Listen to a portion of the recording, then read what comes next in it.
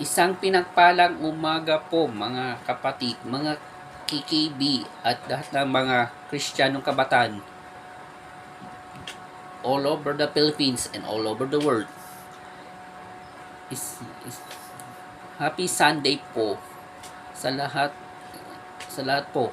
Ang ating pag-usapan o ating pag-share ng salita ng Diyos, ang pinamagatan ay tukso or temptation. Sinong nakaalala sa inyo ang kantang tukso ni Miss Eva Eugenio nung 70s na di pa tayo pinanganak? Ang pinakasikat na kantang yan na tukso.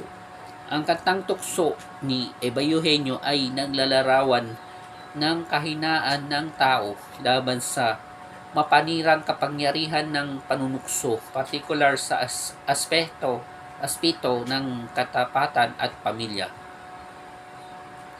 Mga bersikulo ng Biblia na ayon sa kanta. Sabi sa James chapter 1 verse 14 and 15, ngunit natutukso ang tao kapag siya'y nahuhumaling at nahihipat sa kanyang sariling pagnanasa. Kapag ang pagnanasa ay naglilihi, ito'y manganganak ng kasalanan, at ang kasalanan kapag naganap na ay magbubunga ng kamatayan. Sinasabi sa kanta na ang tukso ay madaling nagwawagi at ang tao ay madaling mandarang. Pinapatunayan ng bersikulo na ang tukso ay nagsisimula sa ating o sa sariling kahinaan ng ating laman.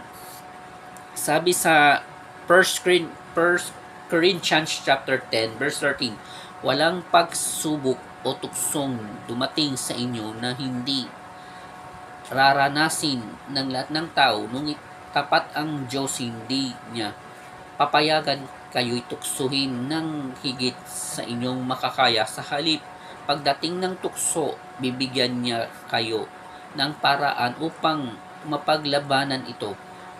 Umaasang ang awit na sana ay hindi padadaig. Pinapaalala ng talata na may lakas na nagmumula sa Diyos para mapagtagumpayan ang tukso. Sabi sa Matthew chapter 26 verse 41, magpuyat kayo at manalangin upang huwag kayong madaig ng tukso. Ang espiritu'y nakahanda, ngunit ang laman ay mahina. Dinirekta itong tumutukoy sa linyang, pagkat ako'y tao, may puso't damdamin, ang umaamin sa likas na kahinaan ng tao. Narito ang tatlong aral na mapupulot sa kanta at sa salita ng Panginoon Diyos. Number 1, ang kasalanan ay may mapanirang bunga sa pamilya at relasyon. Binigyan diin sa kanta ang linyang, kay rami ng winasak na tahanan, kay rami ng matang pinaluha. Ang pananandaliang pagpapadala sa tukso ay hindi lamang pansariling kasalanan, kundi nagdudulot ng matinding sugat, pagkasira ng tiwala at pagluha sa mga mahal sa buhay. Number 2, ang pag-amin sa sariling kahinaan ay simula ng pag-iingat. Ang pag-awit ng di kayang sabihin na ako'y di madadarampi ay nagpapakita ng pagpapakumbaba. Itinuro ng Biblia na ang taong nag-aakalang siya ay matatag ay siyang madaling matapa.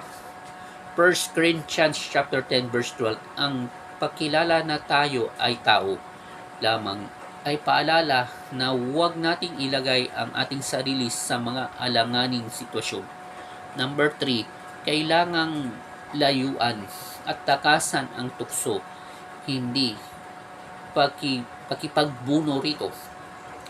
Ang pagsamo sa kanta na O tukso, layuan mo ako, ay isang mabisang hakbang sa espiritual na aspeto ang utos ng Diyos kapag dumarating ang tukso ng laman ay hindi ang makipag-agromento kung ang tumakas.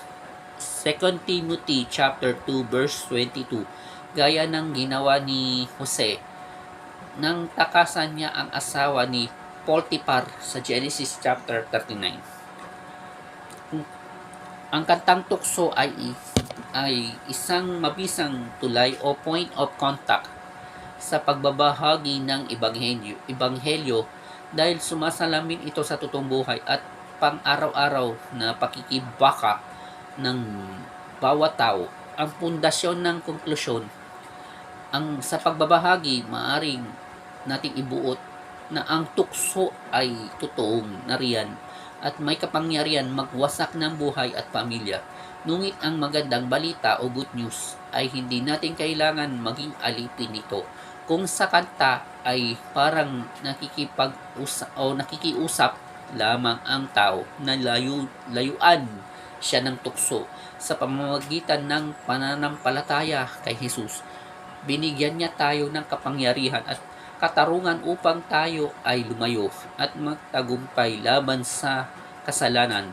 Ang tunay na katapatan sa puso ay hindi nagmumula sa sariling lakas kundi sa pagpapasakop ng Espiritu Santo.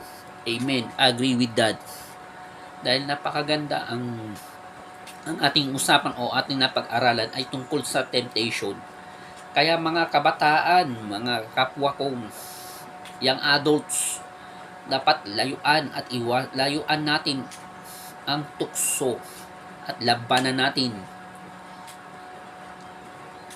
kundi ang ating pananampalataya kay Jesus para wasakin, para durugin ang tukso ng tanikala ng kaaway na si Satanas na hindi siya magtatagumpay.